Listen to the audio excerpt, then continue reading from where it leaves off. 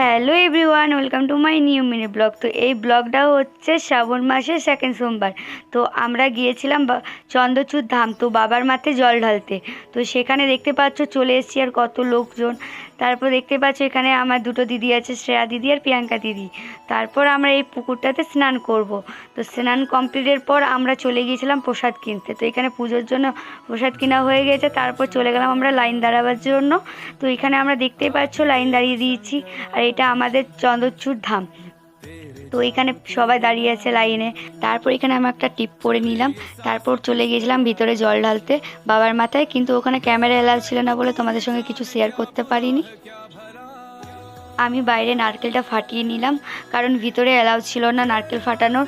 তারপর আমি একাই নারকেলটা ফাটিয়েছি, কারণ দুটো দিদি কেউ পারিনি নারকেলটা ফাটাতে। তারপর এখানে আমি হর হর মহাদেব নাম করে আমি আজকে এই মিনি ব্লগটা শেষ করলাম। দেখা হচ্ছে নতুন কোনো মিনি ব্লগে।